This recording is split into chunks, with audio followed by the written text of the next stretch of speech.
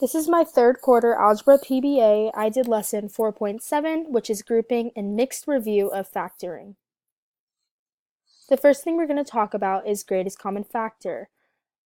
A greatest common factor, also called a GCF, is the highest number that divides into exactly two or more numbers. For an example, we have to find the greatest common factor of 12 and 16. The greatest common factor of 12 and 16 is 4. First thing you have to do is find the common factors of 12 and 16, which are 1, 2, and 4.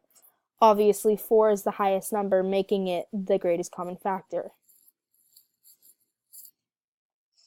For our practice, we have 5x squared plus 20x.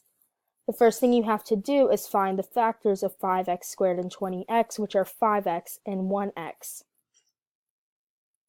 5x is the bigger factor of 5x squared and 20x, making it the greatest common factor. Your numbers in your parentheses must multiply out to the initial function. That being said, 5x multiplied by x is 5x squared, and 5x multiplied by 4 is 20x. This makes our answer 5x multiplied by x plus 4. The next thing we're going to talk about is factoring by grouping. Factoring by grouping is basically unwrapping a polynomial. The simplest situation for factoring by grouping is with a 4-term polynomial like 6x squared plus 3x plus 20x plus 10. For our practice, we have 15x squared minus 10x plus 12x minus 8.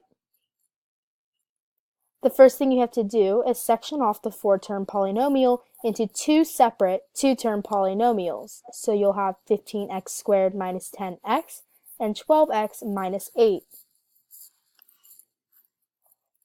The next thing to do is find the greatest common factor of each of your polynomials. The greatest common factor of 15x squared minus 10x is 5x, so that goes outside of your parentheses, and on the inside you're left with 3x minus 2. The greatest common factor of 12x minus 8 is 4, and on the inside you're also left with 3x minus 2. So now there are two separate polynomials, which are 5x plus 4 and 3x minus 2, which you got from factoring. The correct way to write the answer is by multiplying the two polynomials, making it 5x plus 4 multiplied by 3x minus 2, and you do this by adding parentheses. The last thing we're going to talk about is the difference of cubes. The formula to find the difference of cubes is a cubed minus b cubed equals a minus b multiplied by a squared plus ab plus b squared. To use this formula, you must first find your a and b values to plug into the equation. But this doesn't really make much sense right now, but it will once we get on with the practice. An acronym to help find the difference of cubes is SOAP. S stands for same, O stands for opposite, and AP stands for always positive. What does this mean? So it means the first sign of your answer will be the same sign as your initial sign. The second sign will be the opposite sign of your first sign. And the last sign will always be positive. So same, opposite, and always positive. For our practice, we have 216 y to the 6th minus 27. The first thing to do is find the a and b values, and you can do this by finding the cubed root. And you can find the cubed root in your calculator, or if you know how to find the cubed root just by mental math, you can do that as well. The cubed root of 216 y to the 6th is 6y squared. And then the cubed root of negative 27 is negative 3. So now that you have the cubed roots, it's easy to just plug them into the formula while using SOAP. So again, we know that our a value is 6y squared, and we know that our b value is negative 3.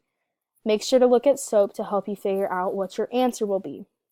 So we know that the first sign has to be the same sign, and we know that our a is 6y squared, and then we know that our b is negative 3, so it'll be 6y squared minus 3.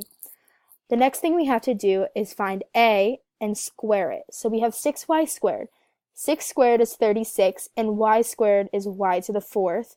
So then we have 36 y to the fourth. We now know that there has to be an opposite sign of your initial sign. So our first sign was a -3, so our second sign has to be a positive.